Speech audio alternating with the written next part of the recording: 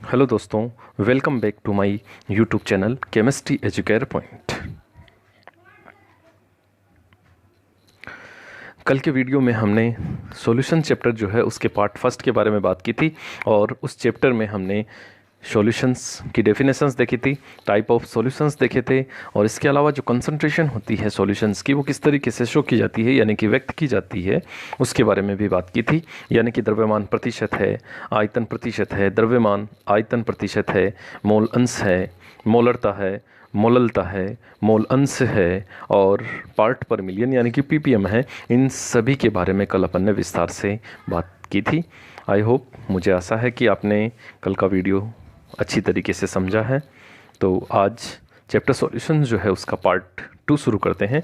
इस पार्ट में यानी कि आज के वीडियो में हम विलेयता के बारे में बात करेंगे।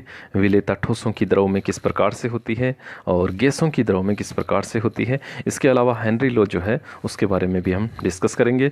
तो शुरुआत करते हैं सबसे पहले विलेयता। विलेयता की यदि हम बात करें तो विलेयता का अर्थ होता है कि किसी भी पदार्थ की या किसी भी विलेय पदार्थ की विलायक में घुलने की जो प्रवृत्ति होती है उसे ही अपन क्या कहते हैं, विलेयता कहते हैं।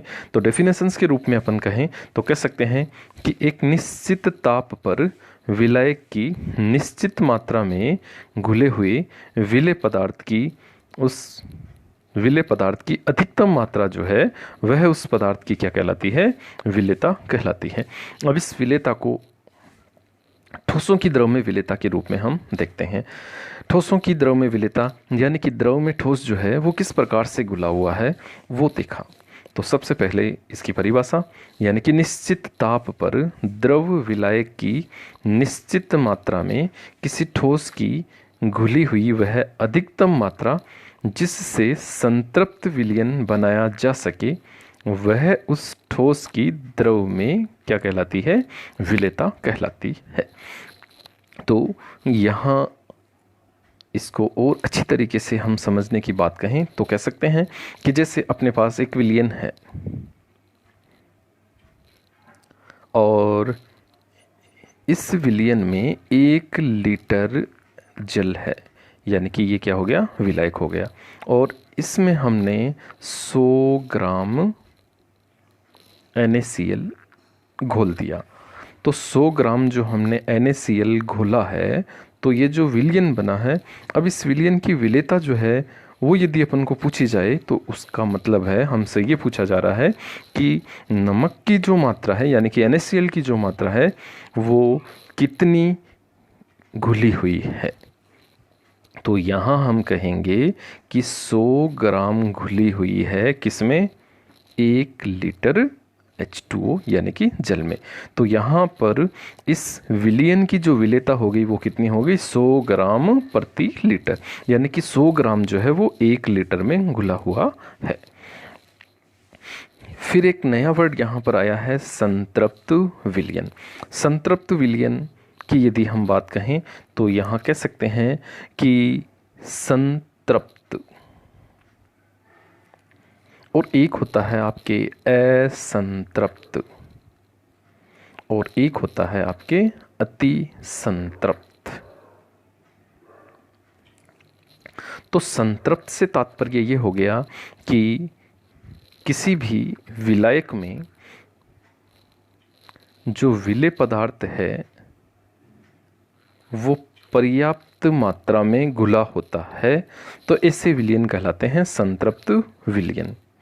और असंतृप्त का मतलब होता है कि विलेय पदार्थ जो होता है वह पर्याप्त मात्रा से कम मात्रा में उपस्थित रहता है। ऐसे विलयन क्या कहलाते हैं, असंतृप्त विलयन। और अति संतृप्त विलयन की यदि हम बात करें तो पर्याप्त मात्रा से अधिक विलेय पदार्थ यदि होता है तो ऐसे विलयन कहलाते हैं अति संतृप्त विलयन। ओके, तो यहां सबसे पहले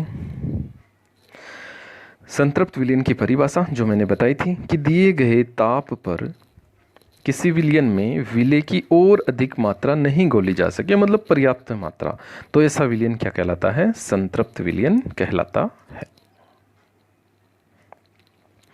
उसके बाद में यहाँ जैसा कि अभी बताया गया था कि संतृप्त विलयन में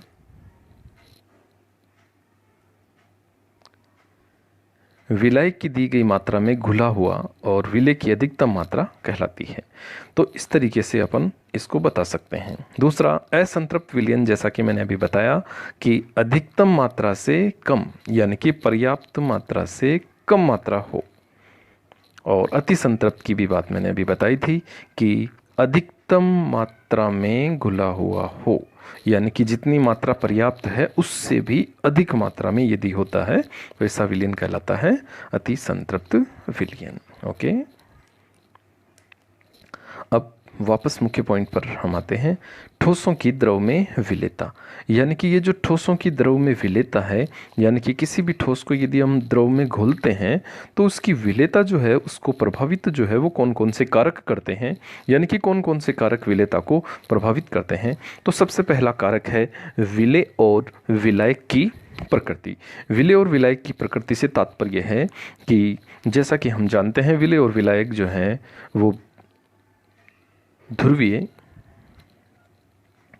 और अध्रुवीय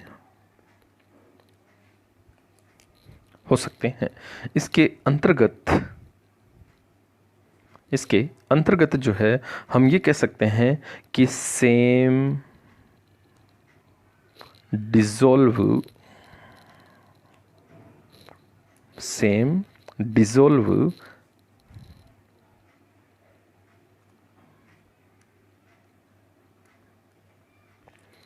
लाइक सेम,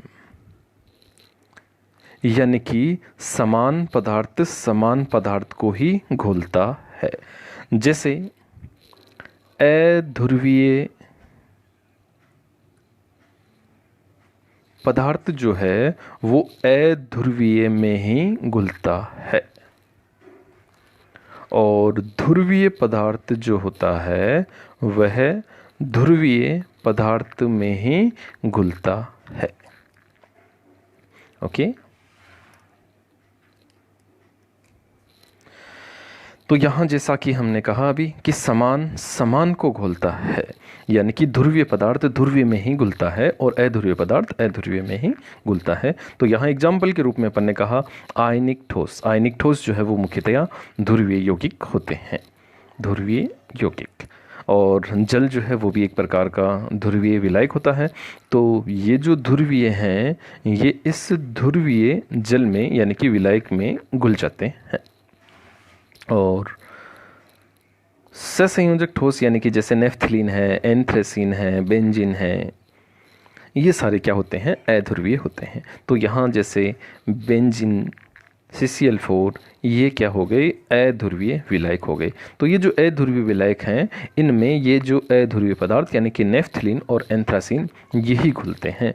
यदि हम कहें कि बेंजीन में NaCl घुलें, तो बेंजीन में NaCl नहीं घोल सकते क्योंकि NaCl ध्रुवीय है और बेंजीन क्या है, अध्रुवीय है। ठीक इसी प्रकार हम कहें कि जल में यदि नेफ्थलीन घोलें तो ऐसा संभव नहीं है। क्यों?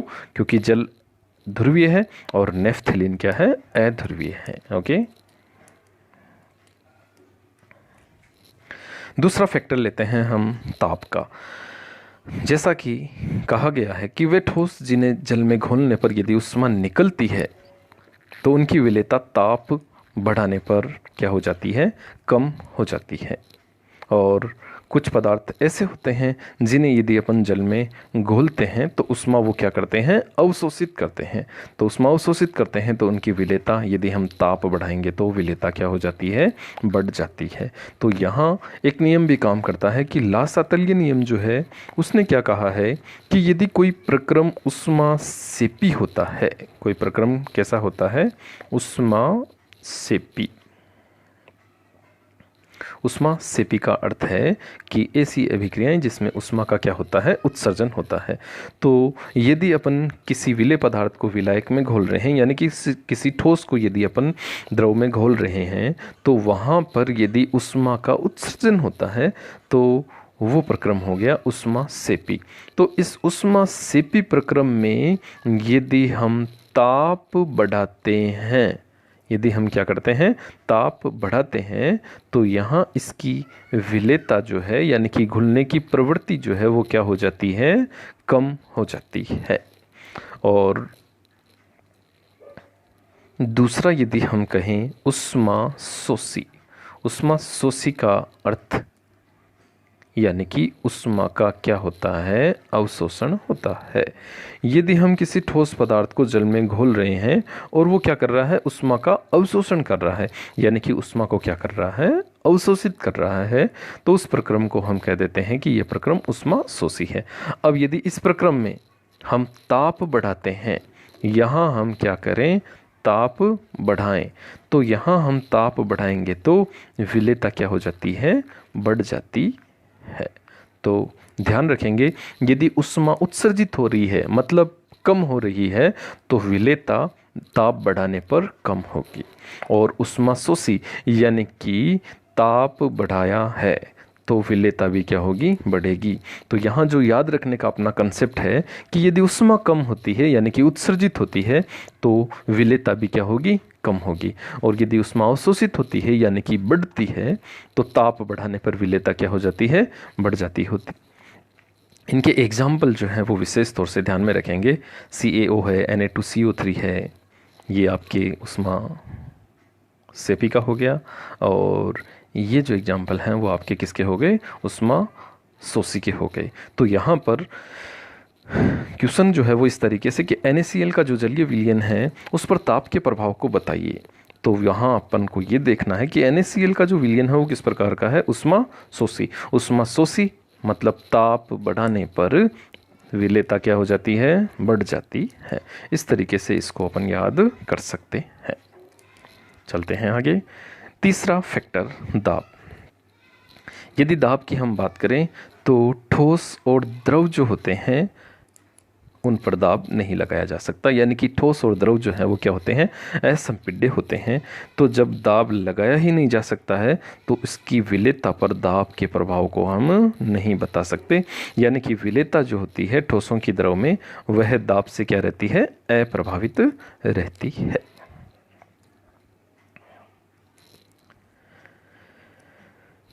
अब चलते हैं गैसों की द्रव में विलेयता, यानी कि गैसों को यदि हम द्रव में घोलते हैं तो उसकी विलेयता जो है वो किस प्रकार से प्रभावित होती है, कौन से कारक जो हैं उससे प्रभावित करते हैं। गैसों की द्रव में विलेयता का एग्जाम्पल, बेस्ट एग्जाम्पल हम देख सकते हैं कि कोल्ड ड्रिंक्स के अंदर जो CO2 घुली रहती है वो एक प्रकार से गैसों की द्रव में विलेयता ही है। फिर किसी तरीके से जो जल होता है, जल में जो ऑक्सीजन डिजोल्व रहती है यानी कि घुली हुई रहती है, वो भी गैसों की द्रव में विलेयता का ही एक एग्जाम्पल है। गैसों की जो द्रव में विलेयता होती है उसे एक फैक्टर यानी कि अवशोषण गुणांक द्वारा शो किया जाता है। अवशोषण गुणांक का मतलब क्या होता है कि कोई भी गैस जो है उसका ml में आयतन जो 1 ml जल में घुला होता है उसे ही हम क्या कहते हैं, अवशोषण गुणांक। यानी कि कह सकते हैं कि 1 ml जल में 1 ml गैस घुली हुई है तो वो मात्रा या वो जो आयतन है वो क्या कहलाता है, अवशोषण गुणांक कहलाता है। तो अवशोषण गुणांक जो होता है वो भी गैस की विलेयता को क्या करता है, प्रभावित करता है। यदि किसी का अवशोषण गुणांक ज़्यादा है तो उसकी विलेयता क्या रहती है, अधिक रहती है। यानी कि हम कह सकते हैं कि अवशोषण गुणांक जो होता है वह समानुपाती होता है विलेयता के। विलेयता का मतलब है गैस की द्रव में विलेयता। तो आगे हम इसके प्रभावित करने वाले कारकों के बारे में देखते हैं। तो सबसे पहला कारक है गैस की प्रकृति। गैस की प्रकृति यानी कि यदि गैस विलायक से क्रिया कर रही है मतलब उसके अंदर डिसॉल्व हो रही है, मतलब उसमें विलय हो रही है मतलब उसकी विलेयता क्या हो जाएगी, ज़्यादा हो जाती है।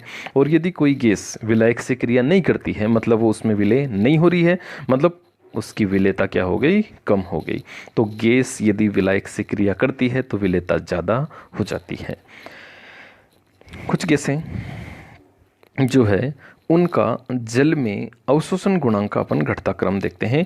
यानी कि यदि इन गैसों को जल में हम घोलते हैं तो सबसे पहले गैस कौन सी घुलती है, फिर कौन सी, इस तरीके से इनके विलय होने का जो क्रम है वो देखते हैं।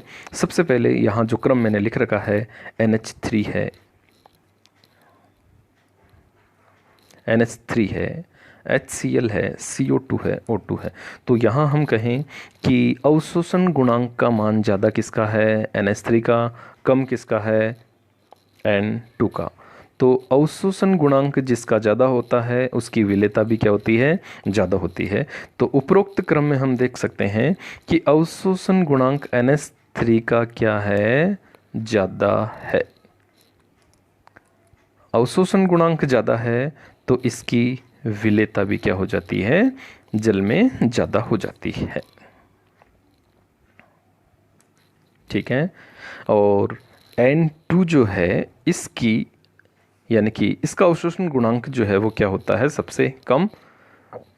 अवशोषण गुणांक कम है तो इसकी विलेयता भी क्या हो जाती है, कम हो जाती है। इस तरीके से इस क्रम को हम याद रखेंगे। क्रम अक्सर 2-4 गैसें दे दी जाती है और कह दिया जाता है इनके अवशोषण गुणांक का बढ़ता या घटता क्रम याद रखें, तो इस बात को विशेष तौर से ध्यान रखेंगे हम। फिर दूसरा फैक्टर है इसका विलायक की प्रकृति। विलायक की प्रकृति से तात्पर्य, जैसा कि पिछले भाग में हमने देखा था कि सेम डिजोल्व लाइक सेम, यानी कि समान समान को ही घोलता है। तो ध्रुवीय गैसें ध्रुवीय विलायकों में घुलती है और अध्रुवीय गैसें अध्रुवीय विलायकों में घुलती है। तीसरा है ताप का प्रभाव। तो एक गैस है वो द्रव में घुली हुई है, तो यहाँ पर यदि हम ताप बढ़ाते हैं तो गैस की द्रव में घुलने की प्रवृत्ति क्या होती जाती है, कम होती जाती है। कम क्यों होती है, क्योंकि जैसे जैसे हम ताप बढ़ाते हैं गैसों के अणुओं की गतिज ऊर्जा क्या होती है, बढ़ती जाती है। और गैसों के अणुओं की गतिज ऊर्जा बढ़ती है तो उसकी विलेयता क्या होती जाती है, कम होती जाती है। तो यहाँ पर ताप बढ़ाने पर गैसों की विलेयता क्या हो जाती है, कम हो जाती है। तो यहाँ पर ताप जो है और विलेयता जो है उसमें संबंध क्या हो जाएगा, व्युत्क्रमानुपाती का। यानी कि ताप बढ़ेगा तो विलेयता घट जाती है, किसकी, गैसों की। एक अपवाद के रूप में हम देखते हैं कि H2 यानी कि हाइड्रोजन गैस और हीलियम जो है इनकी विलेयता ताप बढ़ाने पर बढ़ती है, जबकि हमने अभी कहा था कि ताप बढ़ाने पर विलेयता घटती है। ये एक अपवाद है, एक्सेप्शंस है, लेकिन इनका कारण जो है वो क्या है, क्योंकि इनको जब हम विलय करते हैं तो उष्मा का क्या होता है, अवशोषण होता है। जैसा कि पीछे मैंने बताया था कि उष्मा का यदि अवशोषण होता है तो ताप बढ़ाने पर विलेयता बढ़ती है। तो वही फैक्टर यहाँ पर भी काम करेगा। तो इस अपवाद को हम ध्यान में रखेंगे, क्योंकि अक्सर ताप और विलेयता यानी कि गैसों की विलेयता जो है वो ताप बढ़ाने पर घटती है, लेकिन ये जो दो गैसें हैं इनकी विलेयता ताप बढ़ाने पर क्या होती है, बढ़ जाती है। इसको विशेष तौर से ध्यान में रखेंगे। दाब का प्रभाव, ये प्रभाव मुख्य रूप से इम्पोर्टेंट है। यानी कि गैसें जो होती हैं उन्हें द्रव में दाब लगाकर विलय किया जाता है, और इसकी जो विलेयता है वो एक नियम है, हेनरी का नियम। उस हेनरी के नियम के द्वारा हम समझते हैं। तो चलते हैं हेनरी के नियम में।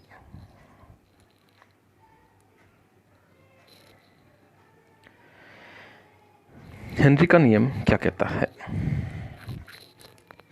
हेनरी का नियम कहता है कि किसी भी गैस की विलायक में जो विलेयता और दाब जो होती है उनका जो संबंध है वो ही हेनरी नियम है।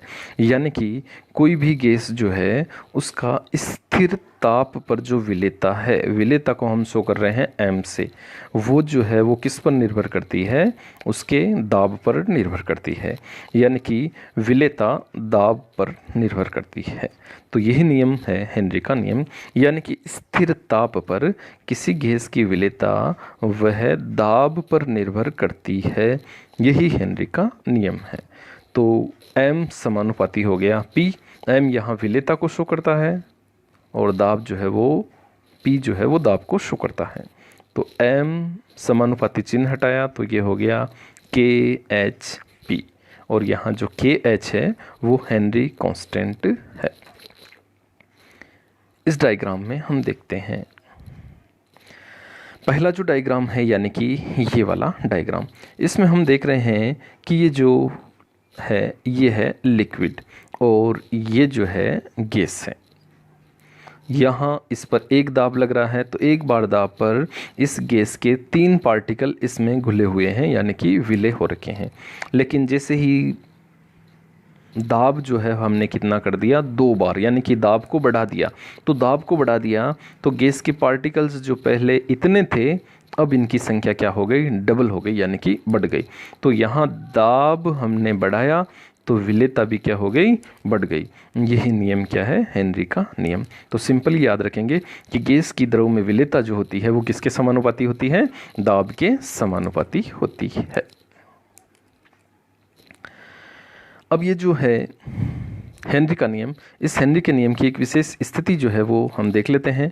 यानी कि यहाँ पर किसी भी गैस का जो दाब होता है वह उसके मोल अंश के क्या होता है, समानुपाती होता है। यानी कि जो आंशिक दाब होता है उसके समानुपाती। तो यहाँ जैसा कि कहा गया है कि हेनरी नियमानुसार किसी भी गैस का वाष्प अवस्था में आंशिक दाब यानी कि P वह उस गैस के मोल अंश यानी कि X के क्या होता है, समानुपाती होता है। यहाँ हम देख सकते हैं कि P समानुपाती है किसके, X के। P आंशिक दाब हो गया, X मोल अंश हो गया और समानुपाती का चिन्ह जो हटाया है वहाँ लिख दिया हमने KHX। KH हेनरी कांस्टेंट हो जाएगा। तो यहाँ एक नया फॉर्मूला अपने पास आया है। यहाँ हेनरी कांस्टेंट KH बराबर हम लिख सकते हैं X/P यानी कि मोल अंश अपॉन आंशिक दाब। तो यहाँ पर हम देखते हैं कि KH और जो दाब है उसमें एक रिलेशन आया है कि हेनरी नियतांक जो है वो दाब के क्या होता है, व्युत्क्रमानुपाती। यानी कि जैसे जैसे हेनरी कांस्टेंट बढ़ता है प्रेशर कम होगा, या यदि प्रेशर कम होता है तो हेनरी कांस्टेंट क्या होता जाएगा, बढ़ता जाएगा। तो यहाँ पर एक बात निकल कर आती है कि जो हेनरी कांस्टेंट होता है यानी कि KH और जो प्रेशर होता है उसमें क्या रिलेशन हो गया, व्युत्क्रमानुपाती। यानी कि प्रेशर यदि बढ़ा तो हेनरी कांस्टेंट क्या हो जाएगा, घट जाता है। ओके, यहाँ पर जो समीकरण हमने बताया था, जैसा कि अभी मैंने कहा था कि KH का मान कम होगा तो विलेयता भी क्या होगी, कम होगी। विलेयता कम होगी, इससे क्या तात्पर्य है। जैसा कि हमने अभी कहा कि विलेयता जो है, हेनरी का नियम कहता है विलेयता जो है वो किसके समानुपाती है, दाब के समानुपाती है। और KH जो है वो P के क्या है, व्युत्क्रमानुपाती। तो KH का मान यदि बढ़ता है, जैसा कि कहा गया है KH का मान अधिक होगा तो दाब क्या होगा, कम होगा। दाब कम होगा तो विलेयता भी क्या हो जाती है, कम, क्योंकि दाब और विलेयता एक दूसरे के क्या होते हैं, समानुपाती। ओके, उसके बाद में यह नोट ध्यान रखेंगे कि अक्रिय गैसें जो होती है उनके हेनरी नियतांक का मान क्या होता है, ज़्यादा होता है। और हम जानते हैं यदि किसी के हेनरी नियतांक का मान ज़्यादा है इसका मतलब उसकी विलेयता क्या हो जाती है, कम हो जाती है। और यदि इसकी विलेयता कम होती है इसका मतलब वह कम विलेय होती है यानी कि कम घुलती है।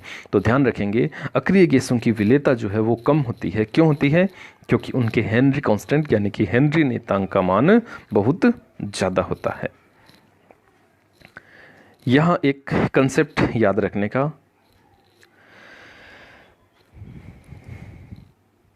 जलीय जंतु गर्म जल की तुलना में ठंडे जल में अधिक सुविधाजनक स्थिति में रहते हैं।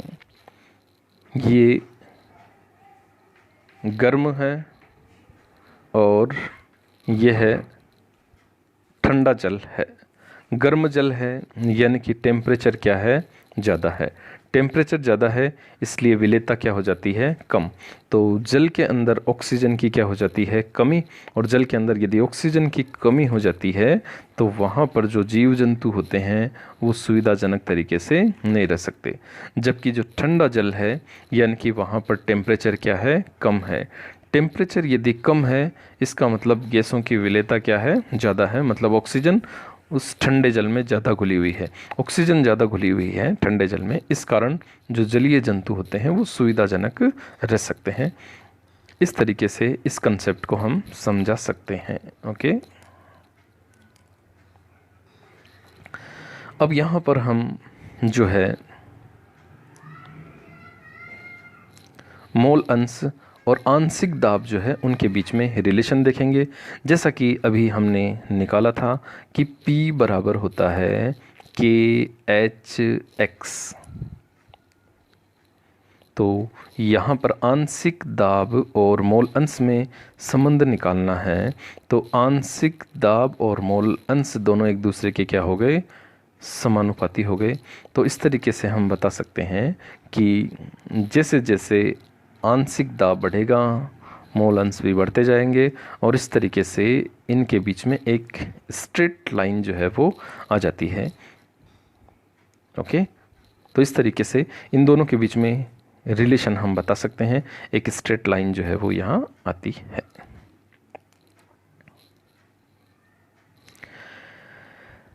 हेनरी नियम के कुछ अनुप्रयोग हैं।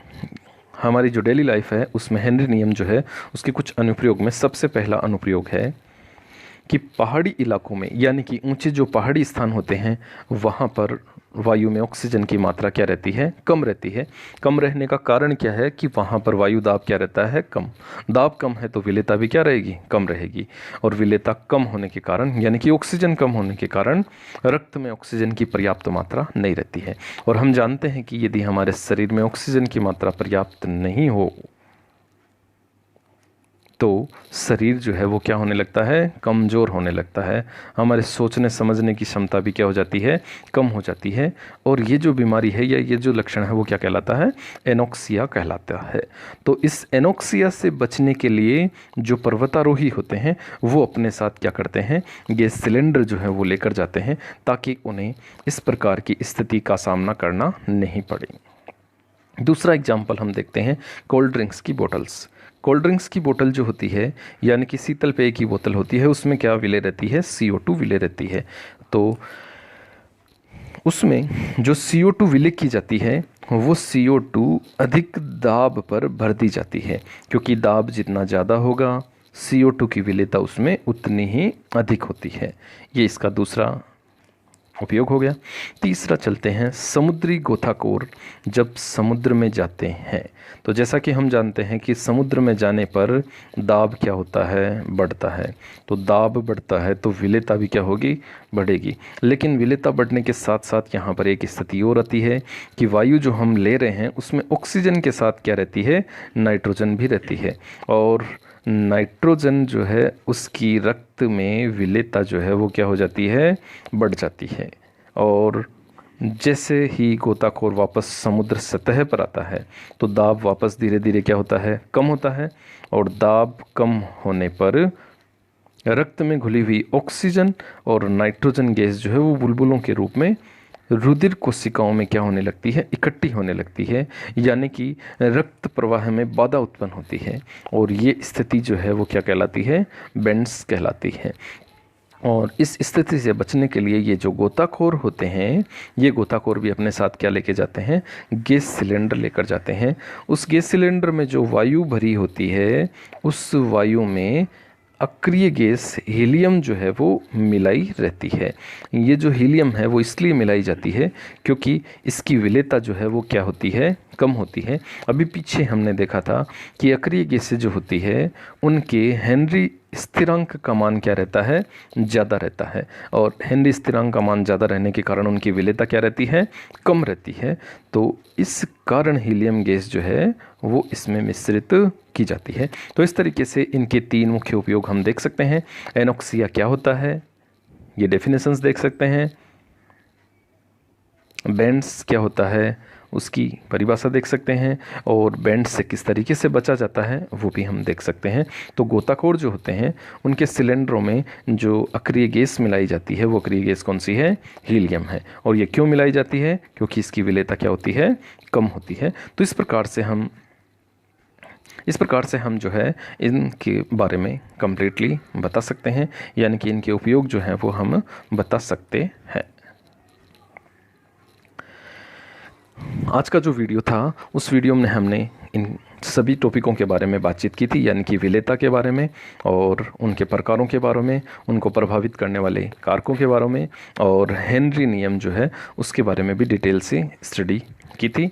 आई होप आज का वीडियो आपको पसंद आएगा, और आज के जो वीडियो में आपने अच्छी तरीके से समझा होगा।